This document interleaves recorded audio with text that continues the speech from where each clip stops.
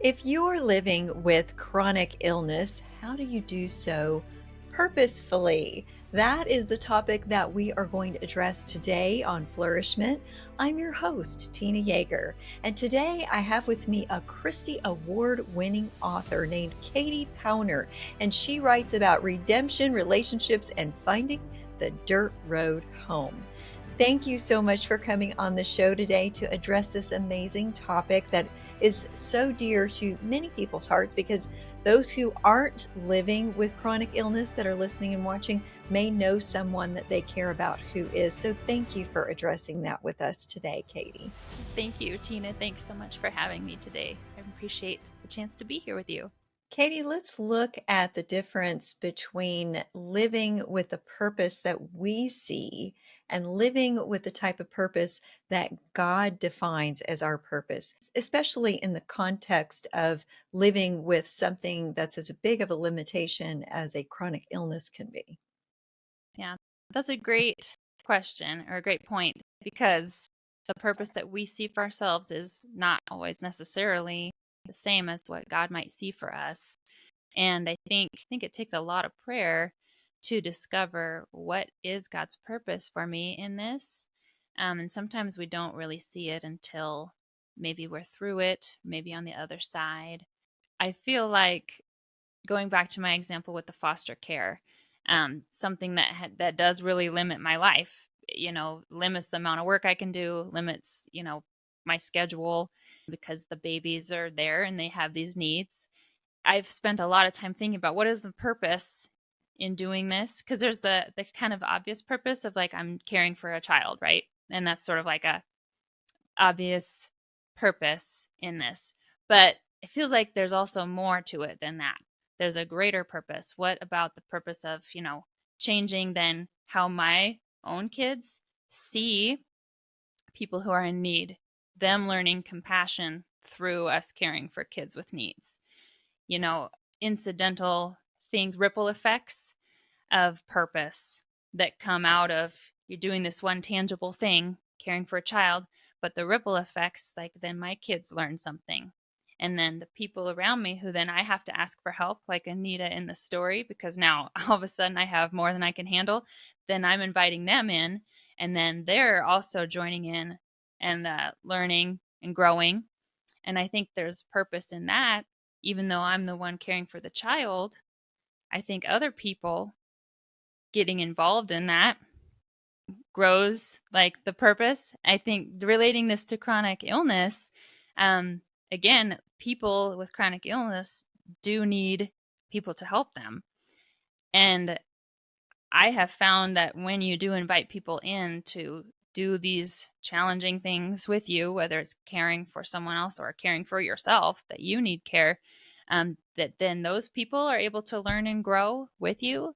And I just think that that is a great way to have purpose through the pain. And because it's still painful, like, and when I care for kids, it's still hard. And then having to give them up, for example, it still hurts and it's still hard and it's still painful. But when there is a purpose to it, like I can look at my kids and see how they've grown.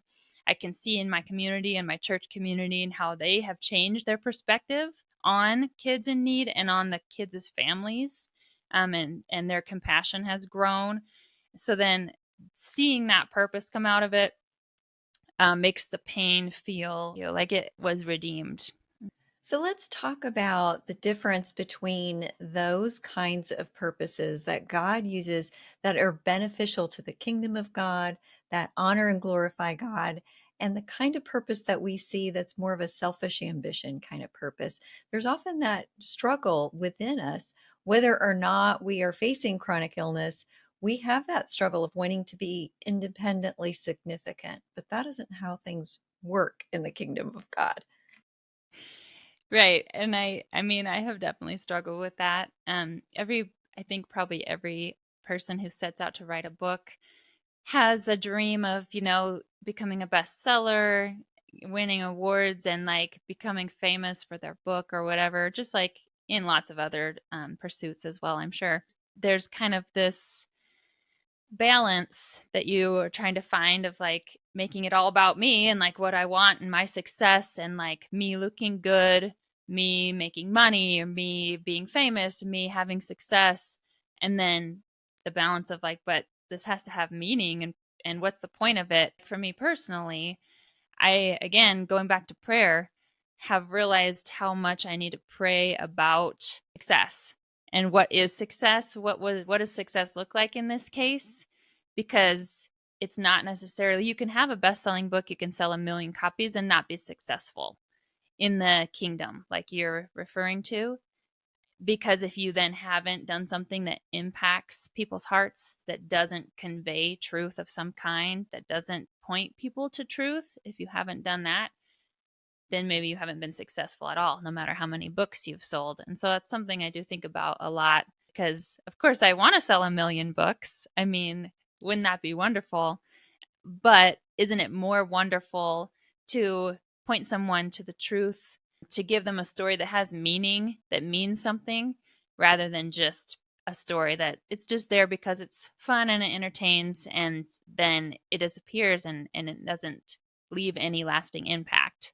Katie, can you address the difference between seeing a problem, a challenge, a limitation as a roadblock, as a stop, versus seeing it as an opportunity to grow, as something that we can pray through, that can be something through which we can persevere and become resilient? Can you talk about the two different responses? Well, what you just said was so great already, how there's two different responses and how you can really see it in two different ways. For example, thinking of in the story, Anita, she does choose to see it as an opportunity. It's an opportunity for her to then invite these people into her life, to give other people opportunities to come and work at the ranch because she can't do the work herself anymore. And so, because she saw it as an opportunity, all these people's lives were affected, people were blessed, people's lives were changed.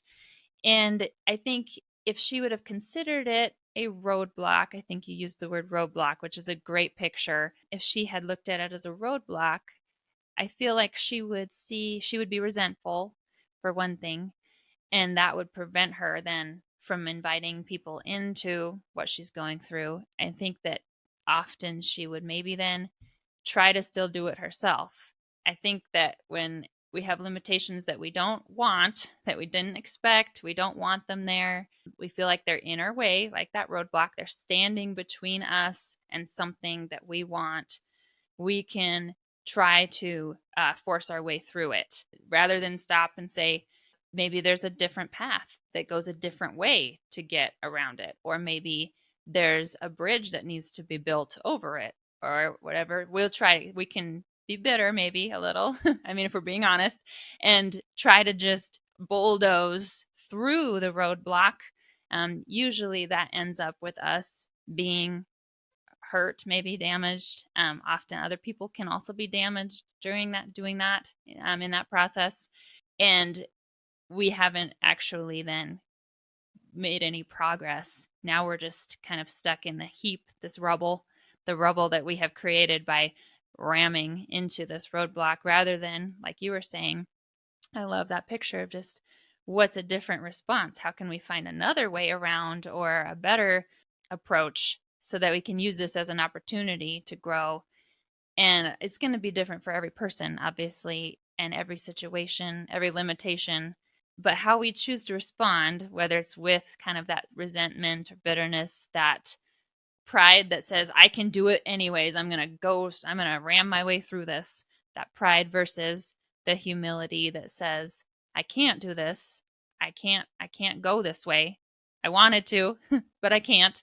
So what should I do instead? And asking the Lord, what's another way? What's a better way? What's a way that maybe I never would have thought of, never would have expected, never would have dreamed up if this roadblock hadn't stopped me right here? Is there one main beneficial tip that you want to make sure that the audience hears and sees from you today about living purposefully with chronic illness?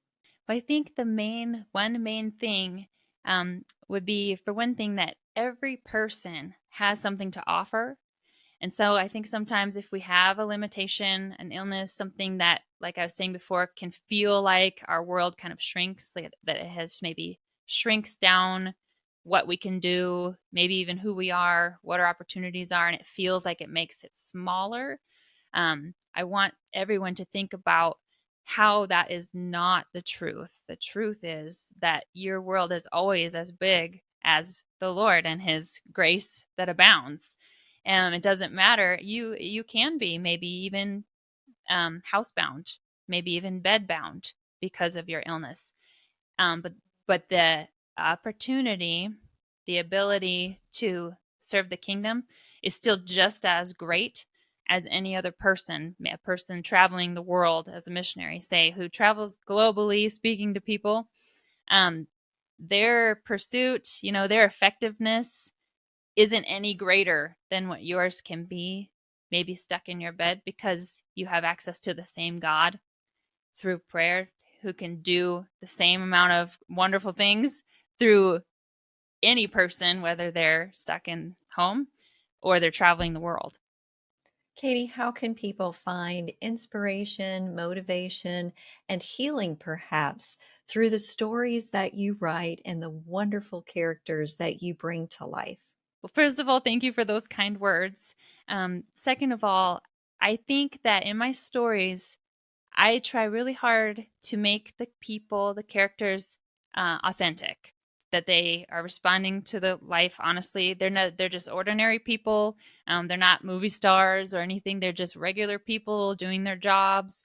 And so I do that because I want people, the readers, to be able to relate to them. Because most of people reading a book are just a regular person who's taking a break to read a book. They just have a regular life. They're doing ordinary things. But because of God, any ordinary person can do something extraordinary. And so that's just something I like to try to show in my stories, that the most ordinary person in the ordinary town, just doing an ordinary job, can do something extraordinary because of God. And where can people stay connected with you and find these amazing Christy Award-winning novels? On my website, katiepowner.com, has all the links to my social accounts and all the links to where you can purchase books and learn more about them and what they're about. So katiepowner.com is a good place to start. I hope that all of you listening were inspired to see things differently in terms of living purposefully with chronic illness and other limitations you might face. And of course, I also hope that you will come back for the next episode of Flourishment.